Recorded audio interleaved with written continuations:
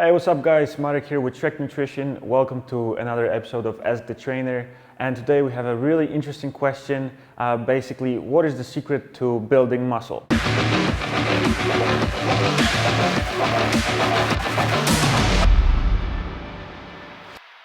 Instead of talking about magic and secrets, let's actually focus on science and facts. So muscles, we all have over 600 of them. Yes, basically every single person has pretty much the same number of muscles. They make up from 35 to 50% of our body weight, and along with the connective tissue, they hold us together, help us move, and produce body temperature. Whether or not bodybuilding is your thing, your muscles need your constant attention. So if you don't use them, they will basically shrink and wither. Every physical activity involves different muscle groups and recruits them in a different way.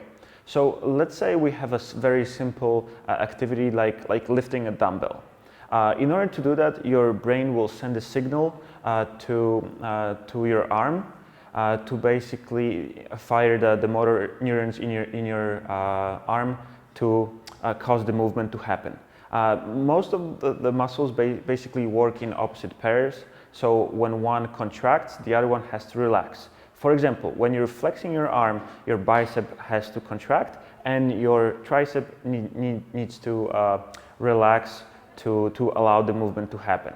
So this is a pretty simple movement, but what if the dumbbell is actually a fully loaded barbell and we have to generate a lot of force to make that movement actually happen. In order to do that, obviously recruiting just muscles from your arm will not be enough to lift up the barbell.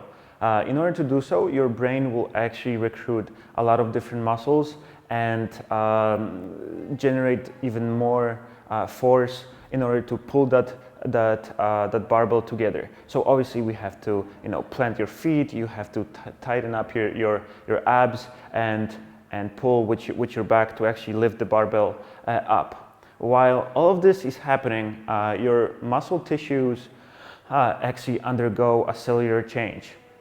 Basically, when you're applying stress to your muscle tissue that your body is not used to, you're causing microscopic tears to those muscle fibers. And relax, in this case, this is actually a good thing. In response, the injured cells generate inflammatory molecules called cytokines that basically trigger your immune system to repair the damage. The greater the damage, the more your body basically needs to repair itself, and obviously the repaired muscle tissue grows bigger and stronger.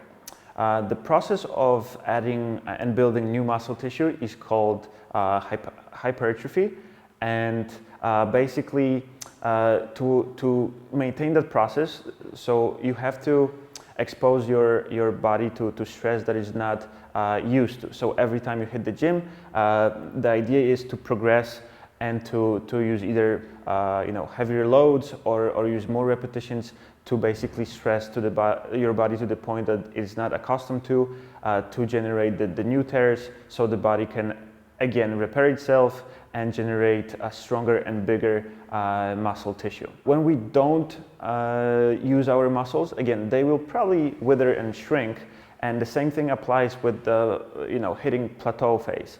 If you're always doing the same workout, you're not generating those tears in the muscle tissue because your body is already accustomed to the stress that you're exposing it to.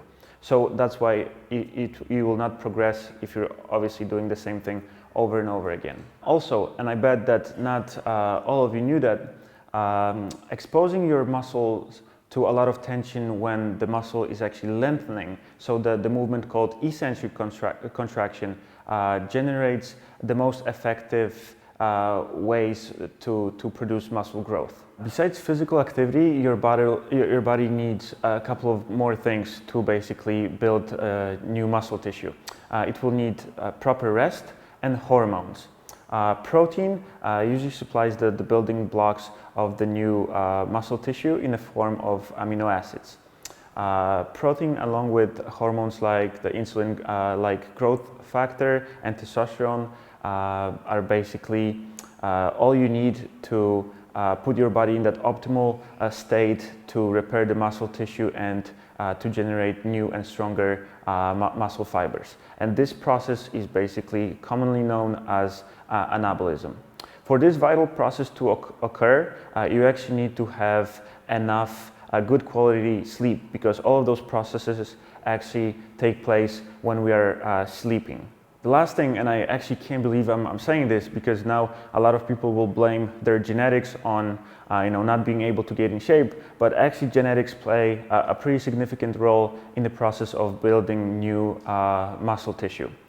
Some people have a much better immune response. So basically, when we break the muscle tissue down and we cause those microscopic tears, the body is able to repair itself quicker and more efficiently, adding more muscle mass. All of those processes are affected by our gender and age. So typically, young males with the most testosterone are able to build the most muscle mass in the most in the quickest time. This is basically the secret to building muscles, to getting in shape. If you constantly go to the gym and tear your muscles and supply them with proper nutrition and get enough rest, you will get as big and strong as possible. So the key is that progression, that when your body becomes used to certain specific stressors, you change things up, you add more tension, more stress to the muscle to basically cause that damage and tear your muscles apart, so your body can repair them and make you bigger and stronger. Guys, I really want to hear about your opinion, so make sure you subscribe to our YouTube channel. Let me know what you think about this video. Obviously post some more questions and I'll be happy to answer them in the next episode. Thanks a lot.